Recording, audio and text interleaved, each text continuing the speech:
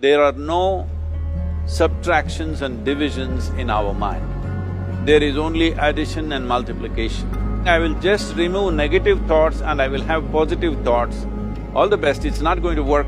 It's just that you need to pay little attention as to how it functions. You will see there is a distinction between what is you and what you have gathered.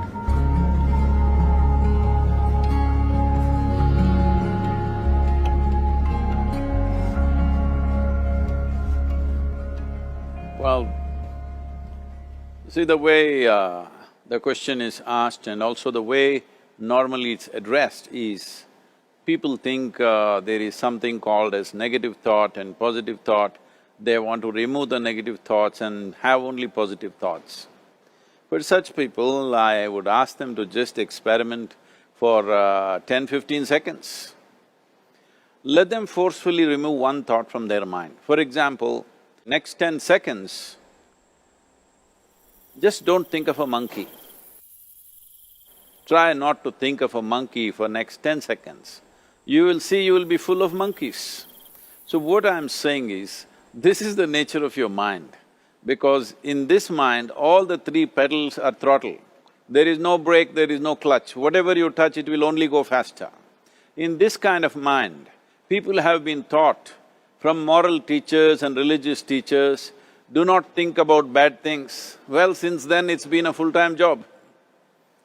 So there is no way you can handle the mind like this. This doesn't need any great enlightenment. If you spend 2 minutes with your eyes closed, you will realize you cannot do anything forcefully with this mind. So, I want to remove negative thoughts. Do not ever go in this direction, because what you want to remove will become your quality. Always you will be on it. So what should I do? The thing is this, without understanding the fundamental mechanism of this mind, because our mind, human mind, is the most sophisticated computer on the planet. Even all the supercomputers have come out of this. When this is the case, is it not important that we understand the mechanics of how it functions? One simplistic aspect of how it functions is, there are no subtractions and divisions in our mind. There is only addition and multiplication. If you try to do something with it, it will say one more. If you try hard, it will multiply into many more. In this mind, you don't try to identify what is positive, what is negative and try to remove it. First of all, one needs to understand, this mind of yours, this body of yours is supposed to serve you. The life that you are is important. Body and mind are vehicles that must serve us. If you sit in a vehicle, it must go where you want to go. If it goes to its own destination, what is the point of such a vehicle? It's just a nuisance. Right now, most human beings are unfortunately experiencing this fantastic possibility of human mind as a nuisance, as a troublesome thing. Well, this is the most beautiful thing you have. It's just that you need to pay little attention as to how it functions. One simple thing is this. First and foremost process is, that's why we put out this process called Isha Kriya. This is to distance yourself from your physiological and psychological process. There is something called as you which exists. This is not a composite of all your thoughts and emotions and physiological processes. Beyond that, there is you. If you close your eyes, even if you cannot see anything, you're still there. It is through the window of your eyes that you're looking out, but if you close your eyes, it doesn't mean that you don't exist, you still exist.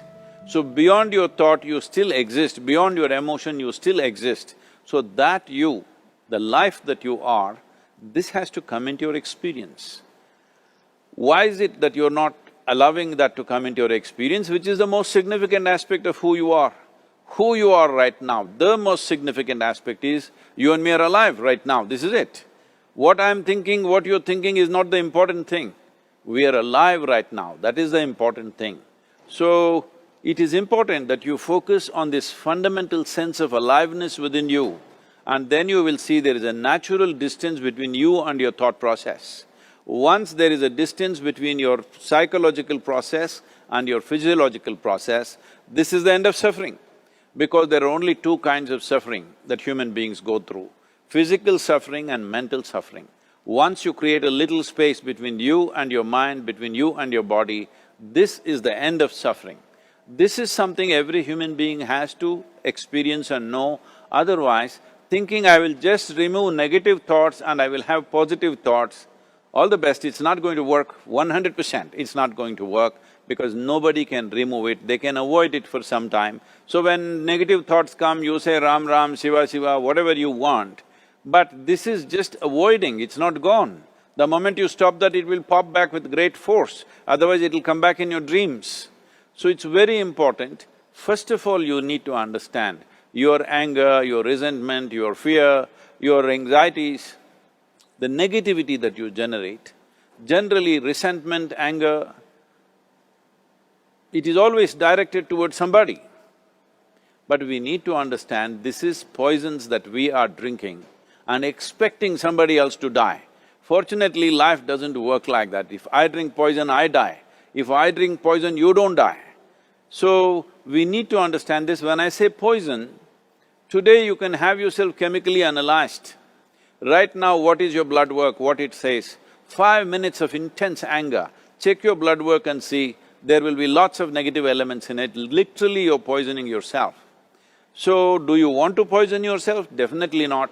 Now the very question is coming from certain helplessness, what shall I do? Don't do anything, just sit back and just concern yourself with something which is a life process. Maybe your heartbeat, maybe your breath, maybe just a sensation of being alive. Depending upon how sensitive or how perceptive you are, accordingly find something. It could be a sensation in the body, it could be breath, it could be heartbeat, it could be anything, something which indicates life to you. Just pay attention to that for some time. Slowly you will see there is a distinction between what is you and what you have gathered, which includes both your physiological and psychological possibility or mess, whatever you made out of it.